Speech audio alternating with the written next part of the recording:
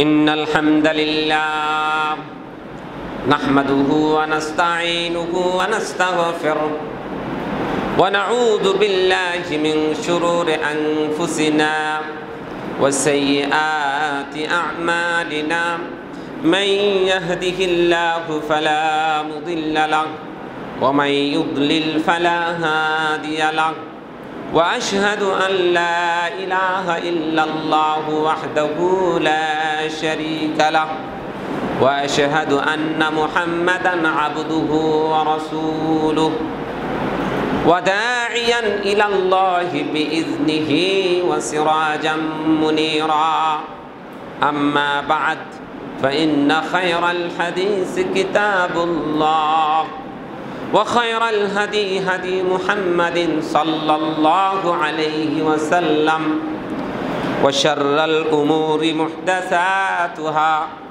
व कुल्लु मुहदसतिन बिदअह व कुल्लु बिदअतिन दलालह व कुल्लु दलालतिन फिन्नार व क़ाल अल्लाहु सुब्हानहु व तआला फ़ी कलामिहिल मजीद व फ़ुरक़ानिहिल हमीद अऊज़ु बिल्लाहि मिनश शैतानिर रजीम अफ़हुक्मल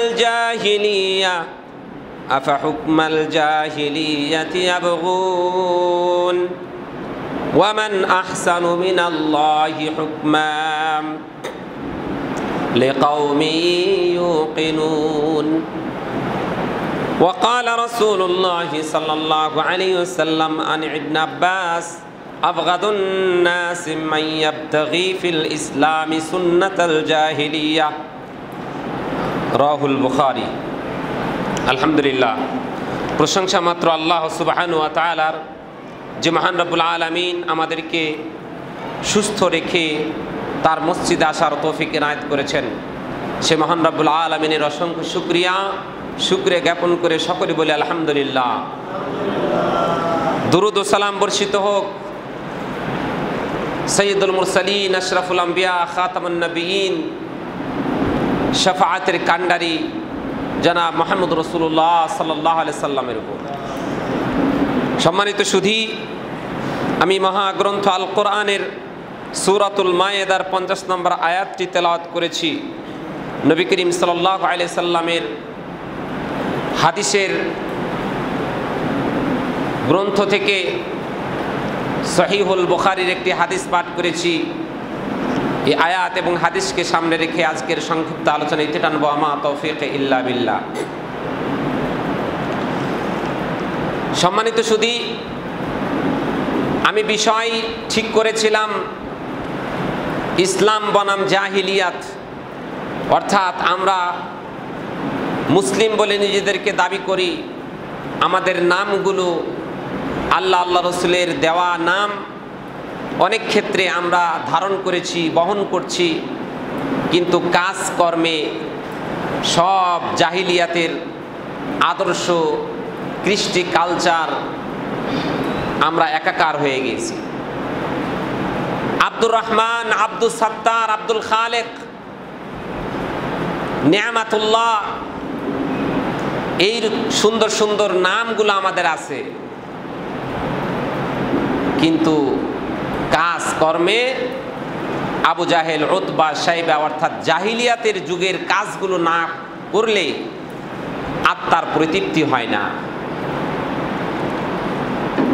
তাই আমরা দেখতে পাই যে বাংলাদেশের মতো 90 জন আব্দুর রহমান, আব্দুল সাত্তার, শতকরা 90 জনেই আব্দুর রহমান, আব্দুল সাত্তার, আর 10 জন সেই গৌতম আর রানা দাস, গুপ্ত দাস। অথচ এই রানা দাস, গুপ্ত দাসের ইশারায় আমরা পরিচালিত হচ্ছি। এতে বোঝা যাচ্ছে 90% যারা আমরা আব্দুর রহমান, আব্দুল খালেক, আব্দুল সাত্তার বলে দাবিদার, আমাদের এই জাতির মধ্যে ভেজাল আছে। ভেজাল কি? ভেজালটা হচ্ছে আবু জাহেল, উতবা, শাইবার আদর্শে আমরা লালন পালন করছি। আল্লাহ যে বলছেন ইন তানসুরুল্লাহ ইয়ানসুরুকুম ওয়া ইউসাব্বিত আকদামাকুম, তোমরা যদি আল্লাহকে সহযোগিতা করো তাহলে আল্লাহ তোমাদেরকে সাহায্য সহযোগিতা করবেন এবং তোমাদেরকে তোমাদের দ্বীনের উপর কায়েম দায়েম রাখবেন। তা আজকে আমাদের পদস্খলন ঘটেছে, কারণটা কি? কারণটা হলো আমরা আল্লাহকে সাহায্য করছি না। আল্লাহকে সাহায্য করা মানে রাসূলুল্লাহ সাল্লাল্লাহু আলাইহি সাল্লামের আনিত বিধানকে একমাত্র আমাদের জীবনের আদর্শ, আমাদের রাষ্ট্রের আদর্শ হিসাবে গ্রহণ করা, আর আবু জাহেল, উতবা, সাইবা এদের আদর্শকে লাথি মেরে প্রত্যাখ্যান করা। সম্মানিত সুধী, আমাদের ব্লাডের সাথে জাহিলিয়াতের কৃষ্টি কালচার মিশে গিয়েছে, এমনভাবে মিশে গিয়েছে আমরা মনে করি এটাই মনে হয় ইসলামের সভ্যতা, অথচ এটা জাহিলিয়াত। অর্থাৎ যার জন্য আল্লাহ নবী সাল্লাল্লাহু আলাইহি সাল্লামের আগমন, যেটাকে প্রতিহত করার জন্য আল্লাহ নবীর আগমন, যেটাকে উৎখাত করার জন্য আল্লাহ নবীর আগমন, সেই কাজগুলো আমরা আজ করছি। সম্মানিত সুধী, তার মধ্যে একটি হচ্ছে আল্লাহ সুবহানাহু ওয়া তাআলার বিধানের বাইরে মানব রচিত বিধান দিয়ে মানুষের মধ্যে বিচার ফয়সালা করা। এটা হলো একটা জাহিলিয়াতের অন্যতম আদর্শ। বলেন তো আমাদের সে আদালত চত্বরে কার আদর্শ চলে? বলেন তো, একজন কি আব্দুর রহমান উকিল সাহেব নাই? একজন কি আব্দুল সাত্তার উকিল সাহেব নাই? একজন কি আব্দুল কাদের সেই মন্ত্রী নাই? আছে, নামে শুধু আছে, কিন্তু আদর্শ, কৃষ্টি কালচার সবগুলো আবু জাহেল, আবু লাহাব, উতবা, সাইবা। যার ফলে আজকে সে মানব রচিত সংবিধান দিয়ে তারা ফয়সালা করছে। সম্মানিত সুধী, আল্লাহ সুবহানাহু ওয়া তাআলা কোরআনুল কারীমে বলছেন আফা হুকমাল জাহিলিয়াতি ইয়াবগুন, তারা কি জাহিলিয়াতের নীতি দিয়ে, জাহিলিয়াতের সে হুকুম আদর্শ দিয়ে বিচার ফয়সালা করতে চাচ্ছে? ওয়ামান আহসানু মিনাল্লাহি হুকমা, আর আল্লাহর চাইতে অধিক সঠিক বিচারক, অধিক ফয়সালা দানকারী আর কে আছে? অর্থাৎ আল্লাহর যে বিচার ফয়সালার যে পদ্ধতি, এই পদ্ধতি এতটা স্বচ্ছ যে আর অন্য কোনো আদর্শে এমন স্বচ্ছতা নেই। সম্মানিত সুধী, তাই তো আজকে আমরা দেখতে পাচ্ছি যে আজ যারা গরিব, যাদের ক্ষমতা নেই, যাদের টাকা পয়সা নেই, তারা সঠিক বিচারটা পাচ্ছে না। এই কাণ্ডটা ছিল আবু জাহেল, উতবা, সাইবাদের মাঝে। যাদের বংশমর্যাদা অনেক বড়, যাদের বংশে অনেক লোক আছে, অনেক লাঠি আছে, যাদের ক্ষমতা আছে, তারা হত্যা একের পর এক হত্যা করে যেত, লুণ্ঠন করে যেত, কিন্তু তাদের দিকে আঙ্গুল তোলার কারো ক্ষমতা ছিল না। এটাই হলো হুকমুল জাহিলিয়াত। আজকে আমাদের সমাজে দেখেন, ক্রস ফায়ারের নামে শত শত শত শত নিরীহ প্রাণকে পাখির মতো গুলি করে মারছে, কোনো খবর হয় নাই। কিন্তু একজন শক্তিশালী লোককে যখন মারলো, তখনই একেবারে তোড়জোড় শুরু হয়ে গেল। এটাই হলো জাহিলিয়াত। এই জাহিলিয়াতকে আমরা আদর্শ হিসাবে গ্রহণ করেছি। সম্মানিত সুধী, ইসলাম পূর্ব যুগে অন্যতম একটা অজ্ঞতা ছিল। সেটা কি? যারা দুর্বল, যাদের টাকা পয়সা নেই, যাদের শক্তি নেই, ক্ষমতা নেই, তাদেরকে শুধুমাত্র বিচারের কাঠগড়ায় দাঁড় করানো হতো। আর যারা প্রভাব প্রতিপত্তিশালী, তাদেরকে বিচারের কাঠগড়ায় দাঁড় করানো হতো না। সম্মানিত সুধী, এটি কোরআন, এই জন্য কোরআনের অবতীর্ণ হয়েছে কি, যে আল্লাহ সুবহানাহু ওয়া তাআলা বলছেন ওয়ামান লাম ইয়াহকুম বিমা আনজালাল্লাহ ফাউলাইকা হুমুল কাফিরুন ফাউলাইকা হুমুজ জালিমুন ফাউলাইকা হুমুল ফাসিকুন। আল্লাহ সুবহানাহু ওয়া তাআলা ঘোষণা করে দিলেন। কি ঘোষণা করলেন? জেনে রাখো, যারা কোরআন এর বিধান অনুযায়ী বিচার ফয়সালা করবে না, কোরআনের অনুপাতে বিচার ফয়সালা করলে একজন বিচারকের কাছে কে মন্ত্রী তার দিকে দেখার সুযোগ নেই, আর কে রিকশাওয়ালা। যে অপরাধটা রিকশাওয়ালা করেছে ওই অপরাধটা ওর থেকে বড় অপরাধ মন্ত্রী করে পার পেয়ে যায়। এটাই হলো 2 নাম্বারই। এটার নামই হলো জাহিলিয়া, এটার নামই হলো অজ্ঞতা, এটার নাম হলো সে আবু জাহেলের সাঙ্গপাঙ্গ। সম্মানিত সুধী, তাই বলছিলাম আল্লাহ তাআলা সুবহানাহু ওয়া তাআলা বলছেন, ওয়ামান আহসানু মিনাল্লাহি হুকমা লিকাউমি ইউকিনুন। যারা অনুধাবনশীল জাতি, যাদের বিবেক বুদ্ধি আছে, যাদের জ্ঞান আছে, তাদের জন্য এই উপদেশটা আল্লাহ সুবহানাহু ওয়া তাআলা দিচ্ছেন যে আল্লাহর চেয়ে আর কে অধিক বিচারজ্ঞ আছেন? কার বিচার ফয়সালা স্বচ্ছ আল্লাহর চেয়ে? না না, আল্লাহর জমিনে আর কোনো বিচার ফয়সালা অধিক স্বচ্ছ বিচার ফয়সালাকারী নেই। সম্মানিত সুধী, যদি আল্লাহর আইনে যদি বিচার করা হতো তাহলে ওই নিরীহ মানুষগুলো এভাবে নীরবে লাশ পচে গলে নিঃশেষ হয়ে যেত না, সেগুলোরও বিচার হতো। সম্মানিত সুধী, আল্লাহ সুবহানাহু ওয়া তাআলা তার রাসূল সাল্লাল্লাহু আলাইহি ওয়াসাল্লাম বলছেন, যে হাদিসটি বুখারীতে এসেছে, আন ইবনে আব্বাস রাদিয়াল্লাহু তাআলা আনহু থেকে বর্ণিত, তিনি বলেন, আবগাদুন নাস মান ইয়াবতাগি ফিল ইসলামি জাহিলিয়া সুন্নাতাল জাহিলিয়া। আল্লাহর কাছে ওই মানুষগুলো সবচাইতে কুলাঙ্গার, সবচাইতে ওই মানুষগুলো আল্লাহর কাছে ক্রোধের বিষয়, রাগের বিষয়। ওই মানুষগুলোকে আল্লাহ একেবারে সহ্য করেন না। কারা? আবগাদুন নাস, মানুষ সবচাইতে আল্লাহর কাছে ক্রোধের মানুষ ওই মানুষগুলো যারা জাহিলিয়াতের সুন্নাতকে কায়েম করতে চায়। আবু জাহেল, উতবা, সাইবা এদের কৃষ্টি কালচার সমাজে প্রতিষ্ঠিত করতে চাই। এরা হলো সবচাইতে আল্লাহ তাআলার কাছে ক্রোধের মানুষ, রাগের মানুষ। আল্লাহ তাআলা এদেরকে দুনিয়াতেই শাস্তি দিবেন।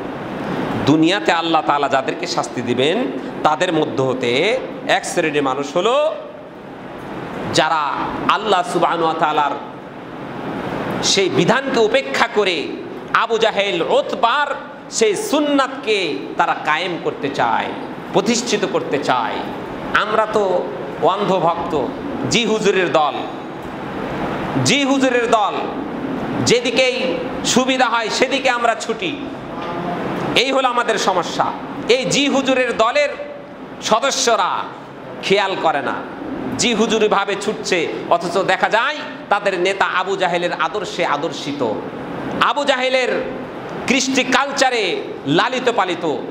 সম্মানিত সুধী, আল্লাহ সুবহানাহু ওয়া তাআলা রাসূল সাল্লাল্লাহু আলাইহি ওয়াসাল্লাম বলেছেন যে এরা হলো সবচাইতে আল্লাহ সুবহানাহু ওয়া তাআলার কাছে ক্রোধের মানুষ। তাই তো সূরাতুল মায়েদায় আল্লাহ বলছেন, ওয়ামান লাম ইয়াহকুম বিমা আনজালাল্লাহ ফাউলাইকা হুমুল কাফিরুন। যে ব্যক্তি আল্লাহর বিধান অনুযায়ী ফয়সালা করলো না সে হচ্ছে কাফের, অর্থাৎ সে যেন কুফরি করলো, কাবীরা গুনাহ করলো। সম্মানিত সুধী, এরপরে আল্লাহ তাআলা বলছেন সূরাতুল মায়েদার 47 নম্বর আয়াত আল্লাহ বলছেন, ওয়ালিয়াহকুমা আহলুল ইনজিলি বিমা আনজালাল্লাহু ফীহি ওয়ামান লাম ইয়াহকুম বিমা আনজালাল্লাহ ফাউলাইকা হুমুল ফাসিকুন। আর ইনজিলবাসী যারা আছে, ঈসা আলাইহিস সালাতু সালামের অনুসারীদের উপর ইনজিল অবতীর্ণ হয়েছিল, এই জাতি কিন্তু ইনজিল অনুযায়ী বিচার ফয়সালা করতো না। সুবিধা যেটা ছিল সেটা মানত, আর যেটা সুবিধা ছিল না ওটা মানত না। আল্লাহ তাআলা বলছেন যে আতুমিনুনা বিবাদ ওয়া তাকফুরুনা বিবাদ। আল্লাহ তাআলা ওই প্রসঙ্গ টেনে বলছেন, তোমরা কি কোরআনের কিয়দংশ মানবে আর কিয়দংশ তোমরা পরিত্যাগ করবে, অর্থাৎ তোমাদের সুবিধা যেদিকে আছে সেটা তোমরা গ্রহণ করবে আর তোমাদের সুবিধার বাইরে যেটা সেটা গ্রহণ করবে না। এই চরিত্রটা তো ঈসা আলাইহিস সালামের জাতির ছিল, তাদের চরিত্র ছিল এটা। এটাই তো জাহিলিয়াত রে ভাই, যে তোমরা কিছু অংশ মানবে আর কিছু অংশ মানবে না। তো ইনজিলে আল্লাহ তাআলার একটা বিধান ছিল বিচার ফয়সালা করার, সেই বিধানকে তারা উপেক্ষা করে তাদের মন গড়া বিধান দিয়ে তারা বিচার ফয়সালা করেছিল, সমাজে নিয়ম চালু করেছিল।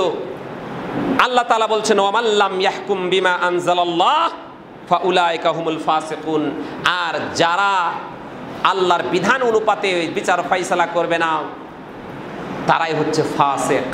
ফাসিক মানে ওই কাফেরের দল, অর্থাৎ কাবিরা গুনাহকারী। কাবিরা গুনাহকারী তওবা না করলে সে জান্নাতে যেতে পারবে না, জাহান্নাম তার জন্য একেবারে অবধারিত হয়ে যাবে, জাহান্নাম তার জন্য লাজেম হয়ে যাবে। সম্মানিত সুধী, তাই বলছিলাম বিচার ফয়সালা এটি হলো আল্লাহ সুবহানাহু ওয়া তাআলার বিচার ফয়সালাকে মেনে নিতে হবে। আর বিচার ফয়সালা যেগুলো আছে আমরা সাধারণ পাবলিক যদি আল্লাহর বিচার ফয়সালা করা হয় সেটাও আমাকে আপনাকে মানতে হবে। আল্লাহ বলছেন ফালা ওয়া রাব্বিকা লা ইউমিনুনা ইউহাক্কিমুকা ফীমা শাজারা বাইনাহুম। আল্লাহ তাআলা বলছেন তোমরা ততক্ষণ পর্যন্ত মুমিন হতে পারবে না, ঈমানদার হতে পারবে না, আল্লাহর পক্ষ থেকে যে বিচার ফয়সালা তোমাদের জন্য দিয়ে দেওয়া হয়েছে, যে সিদ্ধান্ত দিয়ে দেওয়া হয়েছে, এই সিদ্ধান্তকে মনে প্রাণে না মানতে পারবে ততক্ষণ পর্যন্ত তোমরা মুমিন হতে পারবে না, ঈমানদার হতে পারবে না। সম্মানিত সুধী, এই আয়াত কিন্তু ব্যাপক অর্থ বহন করে। অর্থাৎ আমাকে আপনাকে আল্লাহর বিধান দিয়ে দেওয়া হয়েছে, সেই বিধানগুলোকে আমাকে আপনাকে মেনে চলতে হবে। কি বিধান? কথার কথা, যে আল্লাহর পক্ষ থেকে বিধান দেওয়া হয়েছে তোমার বাপ যদি তোমার সন্তানাদির জন্য সম্পদ ছেড়ে যায় তাহলে সেই সম্পদের কে ছেলে পাবে 2 ভাগ, মেয়ে পাবে 1 ভাগ। এখন আপনি বলছেন যে এটা কেমন ব্যাপার হলো, আমি মেয়ে বলে আমাকে ঠকালো। আপনি বুঝেন নাই তাই বলে আপনি মনে করছেন ঠকাচ্ছে। ইসলাম আপনাকে ঠকায় নেই, ইসলাম বরং আপনাকে আরো বেশি দিয়েছে।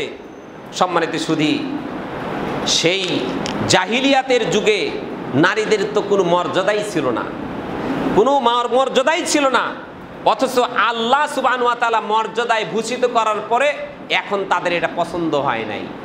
চিন্তা করছেন? এখন এরা কিন্তু জাহিলের গোষ্ঠী, এদের পছন্দ হলো না, বলে কি এই নারীদেরকে ইসলামে ঠকাইছে। আরে বান্দর, নারীদেরকে কিভাবে ঠকালো চিন্তা তো করলি না? তোর ভাবধারা তো আবু জাহেলের মতো। কিভাবে? সম্মানিত সুধী, দেখুন একটুখানি চিন্তা করুন যে আল্লাহ নারীদেরকে কিভাবে ঠকালো। দেখুন তো একটু চিন্তা করে, আল্লাহ ঠকিয়েছে না জিতিয়েছে? একজন নারী তার স্বামীর ঘরে যখন যায় তখন সে স্বামীর অধীনস্থ হয়ে গেল, অর্থাৎ স্ত্রীর উপর এমন কোনো দায়িত্ব নেই যে এই স্ত্রীকে কামাই রোজগার করে সংসার চালাতে হবে। স্ত্রীর উপর কিন্তু আবশ্যক নয় বা কোনো বিধান নেই যে স্বামীর জন্য উপঢৌকন দিতে হবে। আল্লাহ বিধান করে দিয়েছেন যে ছেলেদেরকে বিধান করে দিয়েছেন যে ছেলেরা বিয়ে করতে যাওয়ার সময় নগদ বা বাকি মোহরানা দিয়ে তাকে বিয়ে করে নিয়ে আসতে হবে। একটুখানি চিন্তা করেন তো, এক ভাই বোন রেখে বাপ মারা রেখে গিয়েছে কথার কথা যে ৭৫,০০০ টাকা রেখে গিয়েছে, এখান থেকে দুই ভাগ কত হয়? ৫০,০০০, আর 1 ভাগ থাকে ২৫,০০০। তাহলে মেয়ে পেল ২৫,০০০ আর ছেলে পেল ধরেন ৫০,০০০। এখন আপনার দৃষ্টিতে ওরে বাবারে মেয়ে ঠকে গেল। এখন এই ছেলেটা যখন বিয়ে করতে যাবে তখন তো তার নগদ মোহর দিয়ে বিবাহ করতে হবে। নগদ মোহর দিল ২৫,০০০, আরো কাপড় চুপড় এই সেই আরো আগডুম বাগডুম সবগুলো কিনতে কিনতে আরো ২৫,০০০ টাকা তার ঋণ হয়ে গেল, ধার হয়ে গেল। আর তুমি মেয়ে হিসাবে তুমি মোহরানা পাচ্ছ কত? মোহরানা কথার কথা আবার ২৫,০০০ পেলে। হ্যাঁ, তোমাকে বিয়ে করতে এসেছে, তুমি ২৫,০০০ টাকা মোহরানা পেলে, তুমি বাবার সম্পত্তিতে ২৫,০০০ পেয়েছো। কত হলো? ৫০,০০০। এই ৫০,০০০ থেকে ৫০ পয়সা তোমার স্বামীর নেওয়ার কোনো অধিকার নেই। এই ৫০,০০০ টাকা থেকে তুমি একাকীভাবে এগুলো ব্যবসা বাণিজ্য করে যদি কোটি টাকার মালিক হও, তারপরও তোমার সংসারে ১০ টাকা দেওয়ার জন্য তোমাকে ইসলাম বাধ্যবাধকতা করে নাই। এতটা মর্যাদা তোমাকে দিয়েছে, তারপরেও আবু জাহেলের সেই মানে মায়া মহাব্বত অন্তর থেকে ছাড়তে পারে না, বলে ইসলাম নাকি এদেরকে ঠকিয়েছে। আচ্ছা বলুন তো, এই যে ছেলেটা 50,000 টাকা পেয়ে একজন মেয়ে বিয়ে করে নিয়ে আসলো 25,000, আরও খাই খরচ করে তার আরও 25,000 টাকা ঋণ হয়ে গেল, তাহলে বলেন তো ইসলাম কাকে উঠিয়েছে? নারীকে উঠিয়েছে। তারা না বুঝার কারণে তারা এ ধরনের অপব্যাখ্যা করে। তাই তো আল্লাহ বলছেন ফালা ওয়া রাব্বিকা লা ইউমিনু, আল্লাহর শপথ, আল্লাহর শপথ, আল্লাহর শপথ করে বলছি, সে ততক্ষণ পর্যন্ত ঈমানদার হতে পারবে না যতক্ষণ পর্যন্ত আল্লাহর পক্ষ থেকে কৃত যে সমস্ত রুলস আল্লাহ তাআলা মানব জাতির কল্যাণে দিয়ে দিয়েছেন সেগুলোকে সাদরে মনে প্রাণে গ্রহণ করতে পারলো না, সে মুমিন হতে পারলো না। আপনি মনে মনে ভাবলেন, হায়রে বাড়ি বসতটা এত দামি, ভাগ করে আমার বোন নিয়ে নিবে, কলজাটা আপনার ফেটে যাচ্ছে। ফাটবেই তো, আপনি তো আবু জাহেলের সন্তান, আপনি আবু জাহেলের অনুসারী, এই জন্য আপনার অন্তরটা ফাটছে। আপনি আল্লাহর বিধানকে আপনি মনে প্রাণে মানতে পারলেন না, যে কারণ আপনি তো আবু জাহেলের সন্তান, আপনি আবু জাহেলের সাঙ্গ। সম্মানিত সুধী, যার কারণে আপনার অন্তরে বোনের হকটা দিতে গিয়ে আপনার কলজিটা ফেটে যাচ্ছে, আপনার হৃদয়টা মানে চৈচির হয়ে যাচ্ছে। সম্মানিত সুধী, আল্লাহ সুবহানাহু ওয়া তাআলা তাই বলছেন যে আফা হুকমাল জাহিলিয়াতি ইয়াবগুন, তারা কি সে জাহিলিয়াতের আদর্শকে একমাত্র আদর্শ মনে করছে? ওয়ামান আহসানু মিনাল্লাহি হুকমা, আল্লাহর চাইতে হুকুমদাতা, আল্লাহর চাইতে অধিক সঠিক বিচারক আর কে আছে? আল্লাহ যেভাবে বিচার করেছেন এটাই হলো সঠিক। কারণ আল্লাহ তাআলা মানব জাতিকে সৃষ্টি করেছেন, এই মানব জাতি কিভাবে কল্যাণকর ভাবে থাকবে, সুখে শান্তিতে থাকবে আল্লাহ তাআলা ভালো জানেন। তাই আল্লাহ সুবহানাহু ওয়া তাআলা এই বিধানগুলো তিনি রচনা করেছেন, রচিত করে মুহাম্মদ রাসূলুল্লাহ সাল্লাল্লাহু আলাইহি সাল্লামের মাধ্যমে সেই জাহিলিয়াতকে পদদলিত করে আল্লাহ তাআলা এই বিধানকে মুসলমানের কল্যাণের জন্য তিনি এইটা আরোপ করে দিয়েছেন। সম্মানিত সুধী, আজকে আমরা বিভিন্ন বিষয় নিয়ে মন খারাপ করি। যদি বলা হয় ভাই টাকনুর উপরে কাপড়টা পরেন না কেন, এটা তো আল্লাহর বিধান, এটা রাসূলের বিধান। টাকনুর নিচে কাপড় পরাটাই হলো জাহিলিয়াত, এটা হচ্ছে জাহিলিয়াত, কারণ আপনার ভিতরে অহংকার হটকারিতা আসে। সম্মানিত সুধী, তাহলে বোঝা গেল যে জাহিলিয়াতের একটা আদর্শ হলো, রীতি হলো মনের মধ্যে অহংকার করা, মনের মধ্যে গর্ব করা। মুই কি হনু রে, আমার তো 5 তলা বিল্ডিং, আমার তা 2-4টা গাড়ি আছে, এই অহংকার। এটি হলো আবু জাহেল, উতবা, সাইবা, এদের আদর্শ। মুসলিম জাতির কোনো অহংকার হতে পারে না, অহংকারী হতে পারে না। আল্লাহ সুবহানাহু ওয়া তাআলা এই অহংকারকে উৎখাত করেছিলেন মুহাম্মদ রাসূলুল্লাহ সাল্লাল্লাহু আলাইহি সাল্লামের আগমনের মাধ্যমে। আল কিবরু রিদাই, আল্লাহ নবী সাল্লাল্লাহু আলাইহি সাল্লাম বলেন যে আল্লাহ সুবহানাহু ওয়া তাআলা তিনি বলেছেন যে অহংকার হচ্ছে আমার চাদর, অতএব তোমরা এই চাদর নিয়ে টানা হেঁচড়া করো না। যে অহংকার করে বলবে আসেন আমার বাড়িটা একটু দেখে যান, এই বাড়ি ওই বাড়ি আমার, এই পুকুর ওই পুকুর আমার, এই জমি ওই জমি আমার, এই যে অহংকার, এই অহংকার এটি হলো আবু জাহেল, উতবা, সাইবাদের ছিল। একদিনকার ঘটনা বলি, একদিনকার ঘটনা হলো আবু জাহেল, উতবা, সাইবা এদের সাঙ্গপাঙ্গ, এদের যারা অনুসারী ছিল তারা নিজেদের বংশ মর্যাদাকে নিয়ে গর্ব করত। আমি অমুক বংশের লোক, আমি অমুক বংশের লোক, আমি অমুক সম্প্রদায়ের লোক। এমনকি তারা তাদের সেই ধন সম্পত্তিগুলি তারা দেখাতো, এমনকি তারা যে বিদ্যা অর্জন করত সে বিদ্যারও তারা অহংকার করত। বিভিন্ন রকমের কবিতা আবৃত্তি করে লটকায় দিত যে এটা আমার গোত্রের কবি, এটা আমার গোত্রের এটা কবিতা। সম্মানিত সুধী, শুধু তাই নয়, কেউ যদি এরকম বড় একজন মানুষ মরে যায়, খুব যোদ্ধা ছিল বা খুব আপনার টাকা পয়সাওয়ালা ছিল, মরে গেছে, কবরে গেছে, টেনে হেসড়ে কবরের কাছে নিয়ে যেত, বলতে যে লোকটা দেখছো না, এই লোকটা এই কোটি টাকার মালিক ছিল, এই লোকটা এইরকম মানে প্রতাপশালী ছিল, ইনি হচ্ছেন আমার দাদা, ইনি হচ্ছেন আমার বাবা, ইনি হচ্ছে আমার বাবার বাবা। এইরকম তারা অহংকার, তারা তাদের আত্মীয় স্বজন বা তাদের ধন দৌলত নিয়ে অহংকার করত। সম্মানিত সুধী, একদা আল্লাহ নবী সাল্লাল্লাহু আলাইহি সাল্লাম বলছেন, আন আব্দুল্লাহ ইবনে উমর রাদিয়াল্লাহু তাআলা আন আব্দুল্লাহ ইবনে মাসউদ রাদিয়াল্লাহু তাআলা আনহু আনি নবী সাল্লাল্লাহু আলাইহি সাল্লাম ক্বালা লা ইয়াদখুলুল জান্নাতা মান কানা ফি কলবিহি মিসকালা যাররাতিন মিন কিবরিন। মিসকালা যাররা, যেই ব্যক্তির অন্তরে সামান্য পরিমাণ, এটা যাররা বলা হয়। যাররার ব্যাখ্যা দিতে গিয়ে কেউ কেউ এভাবে বলেছেন, সকালবেলায় ওই খড়কুটার বাড়িতে দেখা যায় যে সকালবেলা সূর্যটা যখন উঠে তার আলো উদ্ভাসিত হয়, তখন জানালার ফাঁক দিয়ে বা কাঠের জানালার ফাঁক দিয়ে বা খড়ের সেই বেড়ার ফাঁক দিয়ে একটা সূর্যের আলো উকি মারে। ওই সূর্য আলোর সে মাঝে একেবারে ক্ষুদ্র ক্ষুদ্র এক ধরনের সেই খড়কুটা উঠতে দেখা যায়, কিন্তু যখন সে আলোটা বন্ধ করে দেওয়া যায় তখন আর দেখা যায় না। এরকম ক্ষুদ্র কণাকণি আমাদের এখানে অসংখ্য উড়ে বেড়াচ্ছে, আমরা দেখতে পাচ্ছি না। এটা যদি যন্ত্র নেওয়া হয় তাহলে আমরা দেখতে পাবো।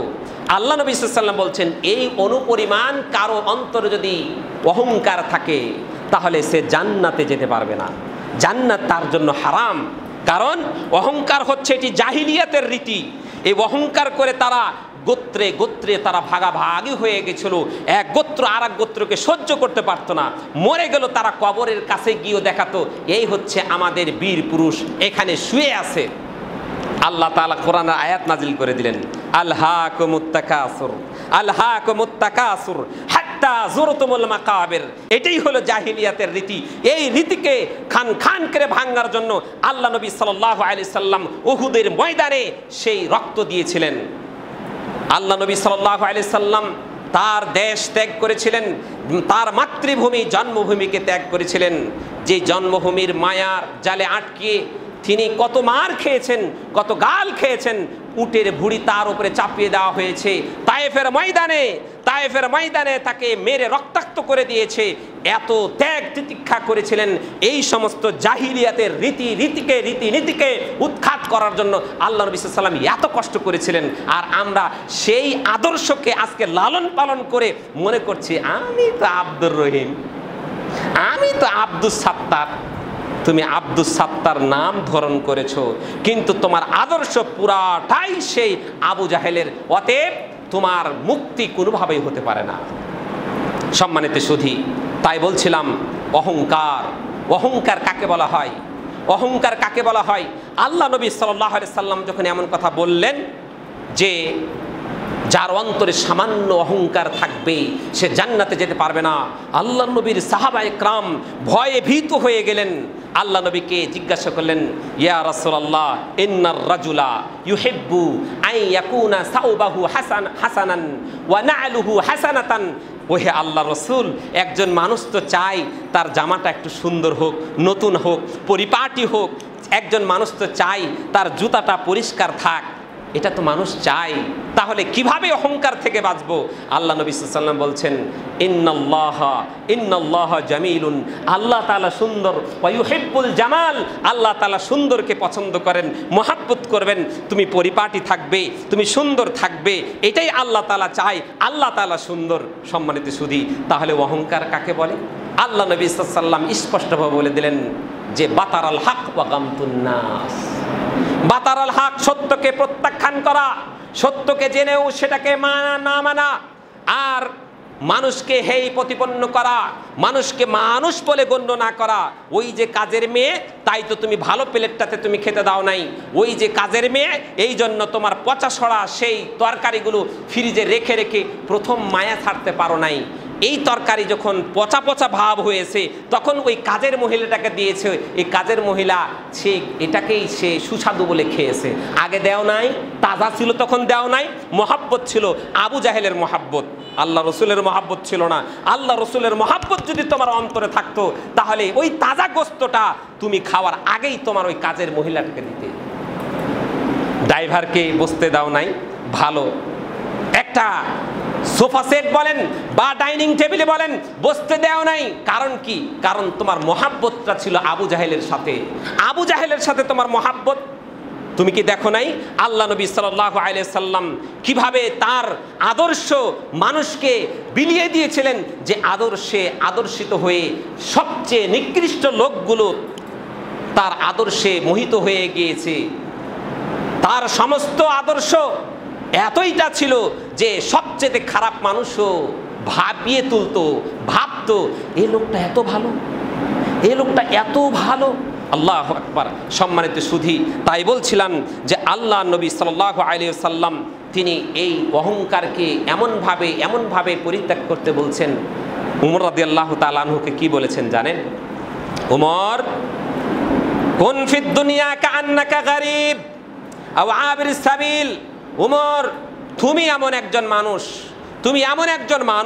তুমি যে রাস্তা দিয়ে চলো সে রাস্তা দিয়ে শয়তান চলে না। তুমি এমন একজন মানুষ যে রাস্তা দিয়ে তুমি চলো সে রাস্তায় শয়তান চলে না, শয়তান আর এক রাস্তা দিয়ে যায়। উমর, তুমি তো এত বড় মানুষ, তোমার জীবনটাকে তুমি এমনভাবে ছোটখাটো করে বানাও, কাআন্নাকা গারিবুন আও আবির সাবিল। তুমি যেন একজন পথের পথিক, রাস্তা দিয়ে একজন পথিক গেলে যেমনিভাবে 10 জন উঁকি মেরে দেখে না কে এলো, কেউ দেখে না। শেখ হাসিনা আমাদের প্রধানমন্ত্রী রাস্তা দিয়ে গেলে আহারে বাড়ির লোকজন হুমড়ি খেয়ে পড়বে দেখার জন্য, এমনকি সেই বাড়ির 5 তলা বাড়ির সেই বারান্দাগুলো ভেঙে যাওয়ার উপক্রম হবে।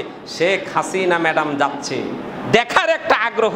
আল্লাহ নবী সাল্লাল্লাহু আলাইহি ওয়াসাল্লাম বললেন যে তুমি উমর এমন একটা পর্যায়ে যাবে যখন তুমি এইরকম বড় ধরনের মানুষ হয়ে যাবে, তখন তোমার জীবনটাকে এমনভাবে মিশিয়ে তুলবে সাধারণ মানুষের সাথে। তুমি যেন অসাধারণ কিছু নও, তুমি যেন সাধারণ মানুষের মতো একজন সাধারণ মানুষ, এইরকমই জীবনযাপন করো। রাস্তা দিয়ে চলেছো, তোমাকে দেখার জন্য মানুষ উকি ঝুঁকি যেন না করে, কে যাচ্ছে, ওরে বাবা কে যাচ্ছে, এই ধরনের যেন তোমাকে না দেখে। অথবা তুমি একজন পথের পথিক এমনটাই যেন তোমাকে ভাবে, অর্থাৎ তুমি একবারে নিরঙ্কারী মানুষ হিসাবে তোমার জীবনকে গড়ে তোলো। তাই করেছিলেন, তাদের জীবনটা এমনটা ছিল। এটার নাম হলো ইসলাম। আর অহংকার করে মানুষকে হেয় প্রতিপন্ন করা, এটার নামই হচ্ছে সেই আপনার জাহিলিয়াত। তাই তো আল্লাহ তাআলা কোরআনুল কারীমে সূরাতুল লুকমানে তিনি একটা ইতিহাস তুলে ধরেছিলেন। লুকমান আলাইহিস সালাম তার প্রিয় সন্তানকে শিক্ষা দিতেছিল। সেই শিক্ষা দিতে দিকে বলেছিল, লা তুসাইর খাদ্দাকা লিন-নাস, ওহে আমার বৎস, আমি তোমাকে শিক্ষা দিচ্ছি, তুমি আমার কাছে শিক্ষা গ্রহণ করো। সেটা কি? লা তুসাইর খাদ্দাকা লিন-নাস, তুমি মানুষের জন্য তোমার গালকে ভুরুঙ্কুচিত করো না। ভুরুঙ্কুচিত বোঝেন না? কাউকে দেখলে মানে কপালটা থুবিয়ে দেওয়া, অর্থাৎ একেবারে বিরক্তির ছাপ তুমি মানুষের জন্য তুমি এভাবে প্রকাশ করো না। তোমার মানুষের সামনে তোমার হাস্যোজ্জ্বল মুখটা তুমি কি দিবে, তোমাকে দেখলে মানুষের হৃদয়টা ঠান্ডা হয়ে যাবে, ভালোবাসার সেই বাতাস সুবাতাস ছড়াতে থাকবে। তুমি মানুষের সাথে এমন আচরণ করো। লা তুসাইর খাদ্দাকা ওয়ালা তামশি ফিল আরদি মারহা। আল্লাহ সুবহানাহু ওয়া তাআলা বলছেন যে লুকমান আলাইহিস সালাম তার সেই অবুঝ সন্তানকে বলছে, বাবা তুমি রাস্তাতে যখন চলবে নম্র ভদ্রভাবে চলবে, তোমার জুতার খটখটি যেন আরেকজনকে কষ্ট না দেয়। তুমি এমনভাবে চলছো, আমি তো সৈয়দ বংশের সৈয়দ পীরজাদা, আমি তো এইরকম ক্ষমতাবান, আমি তো মন্ত্রীর ছেলে যেখান দিয়ে যাই সেই জায়গায় ধুলাও নাকি জিকির করতে থাকে, ইয়া নাফসি জিকির করতে থাকে। এই হচ্ছে আমাদের অবস্থা। তাহলে বুঝুন, একবার চিন্তা করুন কোথায় আমরা আর কোথায় আবু জাহেল। দেখেন আবু জাহেলের সাথে আমাদের চরিত্রগুলো হুবহুব মিলে যাচ্ছে। সূরাতুল লুকমানে আল্লাহ বলছেন, এরপরে সূরাতুল আহজাবে আল্লাহ তাআলা বলছেন, ওয়ালা তামশি ফিল আরদি মারহা ওয়ালা তামশি ফিল আরদি মারহা, জমিনে তোমরা একেবারে অহংকার দাম্ভিকতা নিয়ে চলো না।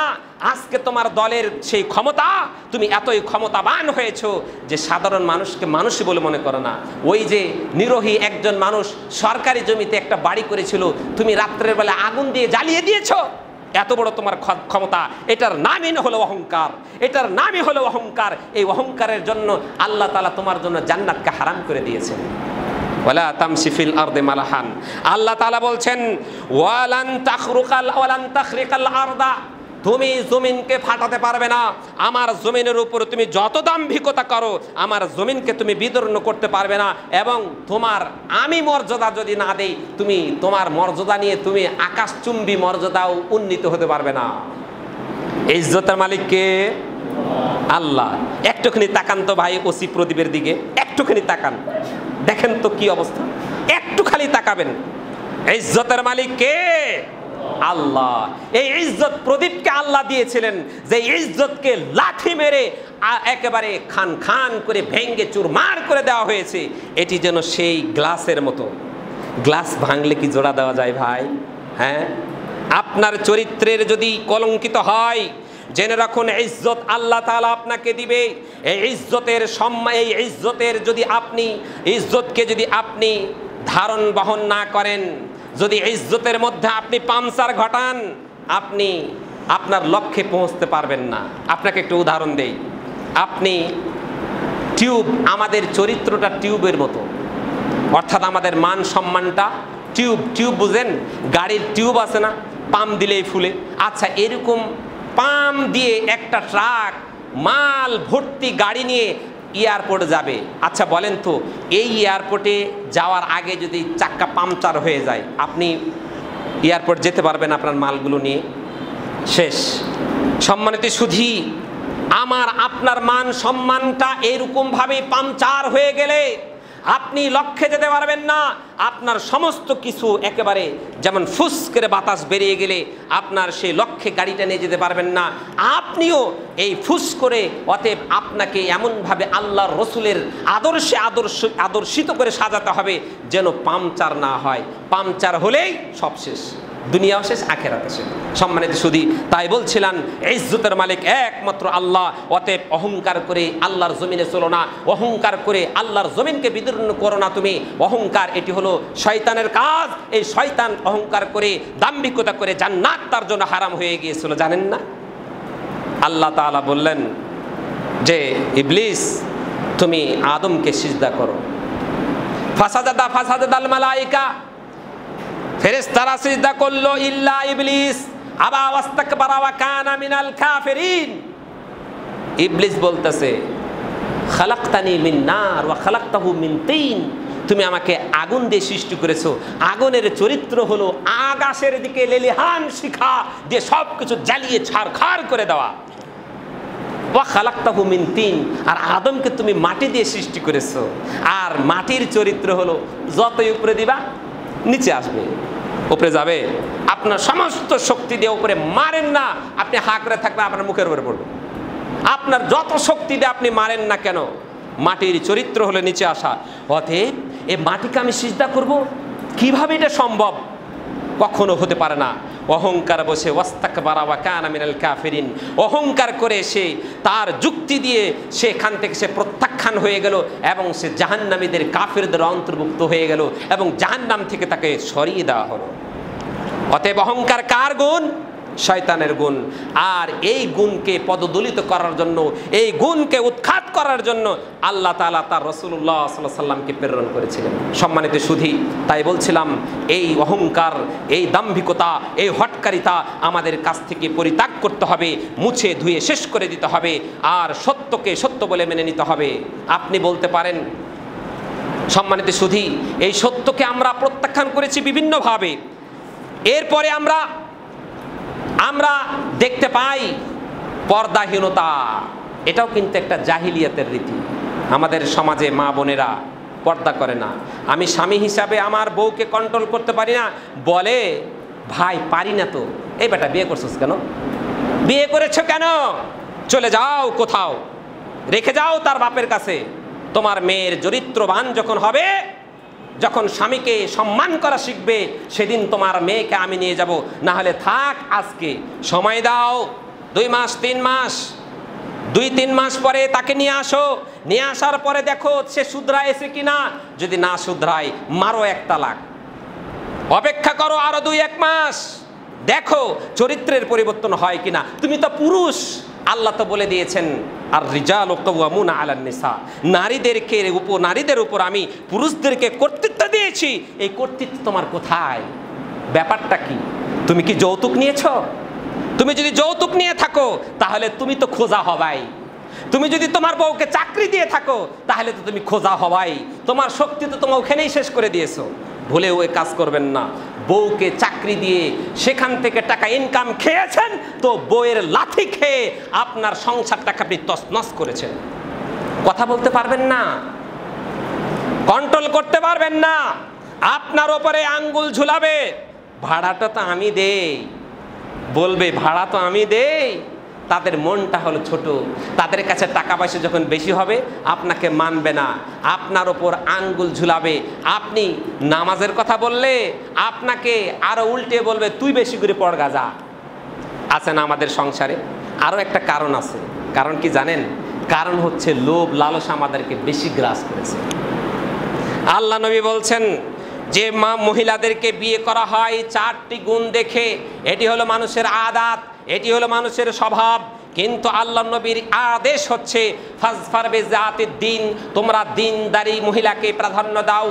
দাড়ি বাতিয়া দেখা, এটাতে তুমি যদি লাভবান, তোমার দৃষ্টিতে তুমি দেখতে পাচ্ছ না, কিন্তু এটাই হচ্ছে তোমার জন্য তোমাদের সুখের কারণ। একজন কালো কুৎসিত মহিলা যদি হয়ে থাকে, সে যদি দ্বীনদারি হয়ে থাকে, তুমি জেনে রাখো একজন সুন্দরী মেয়ের কাছ থেকে তুমি যা পাবা সেইটা সব কিছু সেই কুৎসিত মহিলার কাছেও আছে। শুধুমাত্র তোমার মন, তোমার চোখের পর্দাটা হলো আবু জাহেলের পর্দা।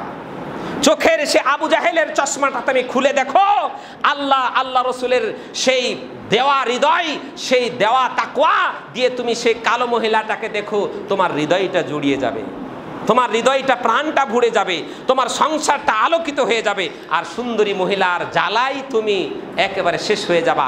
অনেকে দেখেন না ফাঁসি লটকে মরে, কারা মারে এগুলা বলেন তো? হয় শ্বশুরের কাছ থেকে লক্ষ টাকা যৌতুক নিয়েছে, অথবা তাকায় দেখেন যে বউকে চাকরি নিয়ে দিয়েছে, সংসারে শান্তি নেই। শতকরা 99টা আমি চ্যালেঞ্জ দিয়ে বলতে পারি, শতকরা 99 জন যেই মহিলা চাকরি করে তার স্বামী সুখে নেই। সেই স্বামী স্ত্রীর উপর কর্তৃত্ব কোনোভাবেই চালাতে পারে না। আপনি বলেন যে আপনি কি তাহলে মহিলাদের চাকরির বিরুদ্ধাচারণ করছেন? না ভাই, চাকরি দেওয়ার আগেই মেয়েকে নৈতিক শিক্ষা প্রদান করো, আল্লাহ রসুলের শিক্ষা প্রদান করো। দে মা, তুমি চাকরি বাকরি যাই করো না কেন, স্বামীর সাথে বেয়াদবি করা যাবে না। স্বামী তোমার অমূল্য সন্তান, তোমার সম্পদ। আল্লাহ নবী সাল্লাল্লাহু আলাইহি সাল্লামের কাছে একজন মহিলা আসলো। আসার পরে আল্লাহ নবী ওই মহিলাকে জিজ্ঞাসা করলেন, তোমাকে তোমার স্বামী কেমন পেয়েছে? বলে নাই মহিলাকে তুমি তোমার স্বামীকে কেমন পেয়েছো। আল্লাহ নবীর প্রশ্নটা খেয়াল করেন, তোমাকে তোমার স্বামী কেমন পেয়েছে। প্রশ্নটা এরকম করা ছিল না, এরকম কথা ছিল না যে তুমি তোমার স্বামীকে কেমন পেয়েছো। আল্লাহ নবী মহিলাকে এমন প্রশ্ন করলেন না, কি বললেন যে তোমাকে তোমার স্বামী কেমন পেয়েছে, অর্থাৎ তোমার আচার ব্যবহারে এমন কিছু কি আছে যে তোমার স্বামী অসন্তুষ্ট। এই মহিলা বলল, ইয়া রাসূলুল্লাহ, আমি আমার পক্ষ থেকে আমি আমার স্বামীর কোনো কমতি রাখি নাই, কিন্তু আমাকে আমার রাত্রের যেই আমার ক্ষুধা, সেই ক্ষুধাটা আমাকে মিটাতে পারে না। এখন আমি কি করবো ইয়া রাসূলুল্লাহ? আল্লাহ নবী সাল্লাল্লাহু আলাইহি ওয়াসাল্লাম স্পষ্ট করে বললেন, তুমি কোথায় যাবা তাকে ছেড়ে বলো তো। এই সামান্য তোমার এই দুনিয়ার সেই চাহিদাকে পূরণ করার জন্য কোথায় যাবে? তোমার সেই স্বামীটা হলো জান্নাতুকি ওয়া নারুকি, এই স্বামীটা হলো তোমার জান্নাত, এই স্বামীটা হলো তোমার জাহান্নাম। অর্থাৎ তোমার স্বামীর সাথে এমন আচরণ করলে যে আচরণে তোমার স্বামী কষ্ট পাবে, এই কষ্টের কারণে তুমি জাহান্নামে যাবে। আর তার সাথে তুমি যদি ভালো আচরণ করো, মধুরময় আচরণ করো, তাহলে তুমি জান্নাতে যাবে। অতএব তোমার স্বামী হচ্ছে তোমার জন্য জান্নাত, তোমার স্বামী হচ্ছে তোমার জন্য জাহান্নাম। সম্মানিত সুধী, তাই বলে এমনটা করেন না, পাইছি একখান লাইসেন্স, হুজুর তো দিছে, দে ঠেলা, বউরে সকাল বিকাল দে মাইর, কিচ্ছু কইবি না, মুখ বন্ধ করে থাকবি। আসে না এরকম কিছু দজ্জাল মার্কা স্বামী? হ্যাঁ, এই দজ্জাল মার্কা স্বামীদের জন্য বিপরীত, অর্থাৎ আপনার জন্য জাহান্নাম। কি আল্লাহ নবী সাল্লাল্লাহু আলাইহি ওয়াসাল্লাম তিনিও বলে দিয়েছিলেন, যে ব্যক্তি মহিলার কাছে সবচাইতে ভালো, সে হলো আল্লাহর কাছে ভালো। আল্লাহু আকবার। আপনার ভালোর গ্যারান্টি কিন্তু আপনার বউকে দিতে হবে। আপনি মারা গেছেন আগে, আপনার বউ যদি মনে মনে কয় মরার ঘরে মরছে তো ভালোই হয়েছে, হ্যাঁ, যদি এমন কয় শেষ, এমন জীবন করিও গঠন, মরিলে কাঁদিবে কাঁদিবে, হাসিবে তুমি কাঁদিবে ভুবন। তুমি হেসেছো জান্নাত আল্লাহর পেয়ে তুমি হাসবে, আর তোমার স্বামীটা বলে বেড়াবে, ভাবি আমার স্বামীর জন্য দোয়া করেন, আমার স্বামী মারা গিয়েছে তার জন্য দোয়া করেন, খুবই ভালো মানুষ ছিল, আমাকে খুবই ভালোবাসতো, আমার দুঃখে কষ্টে সাথী ছিল, আমার বিপদ আপদের সঙ্গী ছিল, ভাবি মা খালা ফুফু আমার স্বামীর জন্য দোয়া করো। এইরকমভাবে আপনার স্ত্রী যখন আপনার জন্য দোয়া মেঙ্গে বাড়াবে, আপনার জন্য দোয়া করবে, তখন জানেন আপনি নিঃসন্দেহে ইনশাআল্লাহ আল্লাহ আপনাকে জান্নাতে দিবেন। সম্মানিত সুধী, আমার জীবনে আমি দেখছি আমার মা আজকে 10 বছর, প্রায় 10 বছর 13 বছর আগে মারা গিয়েছে। 13 বছর আগে আমার মা মারা গিয়েছে। আমার বাপ এখনো তাহাজ্জুদ পড়ে আমার মার জন্য কাঁদে, এখনো কাঁদে। রমজানটা আসলেই মানুষদেরকে মানে কিভাবে ইফতার করাবে, ইফতার করার জন্য তার বিশ্বাস যে আমি যদি ইফতার করাই, আমার মা এগুলো খুবই পছন্দ করত, অর্থাৎ যেগুলো পছন্দ করত সেই কাজগুলো আমার বাবা এখন করতে চেষ্টা করে। সম্মানিত সুধী, আমি বলতে চাচ্ছি এই কথা যে আমার মা মারা গিয়েছে, কিন্তু আমার বাবার মুখ থেকে এই যে দোয়া, এই যে একটা মানে কি বলবো, মানে কিছুতেই সে আল্লাহ তুমি তাকে জান্নাতবাসী করো, আল্লাহ তুমি তাকে জান্নাতবাসী করো, স্বামীর মুখ থেকে এমন কথাটা শোনা একটা সৌভাগ্যের ব্যাপার, এটা একটা সৌভাগ্যের ব্যাপার। অতএব স্বামী স্ত্রী এটি একটি মধুর সম্পর্ক, আল্লাহ তাআলা প্রদত্ত একটি মহাব্বত, এটি আল্লাহ তাআলা গড়ে তুলে দেন। অতএব আমাকে আপনাকে একজন আরেকজনের হকগুলো সংরক্ষণ করার দায়িত্ব আমাদেরকে দায়িত্ব সেটা গ্রহণ করতে হবে। সম্মানিত সুধী, জাহিলিয়াতের আদর্শ হলো একজন আরেকজনের ফাটাফাটি করা। জাহিলিয়াতের আদর্শ হলো মাথা গরম করে একজন আরেকজনকে কথায় কথায় তালাক দেওয়া। সম্মানিত সুধী, জাহিলিয়াতের আদর্শ হলো স্ত্রীকে কথায় কথায় তালাক দিয়ে যা শালি তুই বাপের বাড়ি। আছে না এরকম? বিশেষ করে আমাদের মাঝে একটা গোষ্ঠী আছে, তারা তালাক কি জিনিস সেটা বোঝে না, এক জায়গায় 3 তালাক দিয়েই হারাম করে ফেলায়, আবার দেখা যায় এরকম 10 বার দিয়েও তাদের জন্য সেই বউ হারাম হয়ে গেছে, অথচ তারা বুঝেই না। এমন অজ্ঞতার যুগে আমরা এসেছি, ধর্মটাকে জানার কেউ চেষ্টাই করে না। সম্মানিত সুধী, আমার জাহিলিয়াত বনাম ইসলামের বিষয়টি চলমান থাকবে ইনশাআল্লাহ। আরও গুরুত্বপূর্ণ বিষয় আছে যেগুলো জাহিলিয়াতের সাথে আমরা যখন কম্পেয়ার করতে পারবো, তখন আমরা আসলে বুঝবো যে আসলে জাহিলিয়াত কি জিনিস। বলেন তো, এই যে আমরা অহংকার করি, দাম্ভিকতা করি, পর্দার মধ্যে থাকি না। সম্মানিত সুধী, আমি একটি আয়াত বলে শেষ করছি। আল্লাহ সুবহানাহু ওয়া তাআলা, আমার সময় শেষ হয়ে গেছে, ইনশাআল্লাহ এই বিষয়টি নিয়ে আগামীতে কথা বলবো। আল্লাহ সুবহানাহু ওয়া তাআলা আমাদের সকলকে সে জাহিলিয়াতের অসভ্যতাকে দূর করে ইসলামের সভ্যতা এর মধ্যে আমাদের আসার তৌফিক দান করুক। আমরা সকলে বলি আল্লাহুম্মা আমিন। আসসালামু আলাইকুম ওয়া রাহমাতুল্লাহি ওয়া বারাকাতুহু।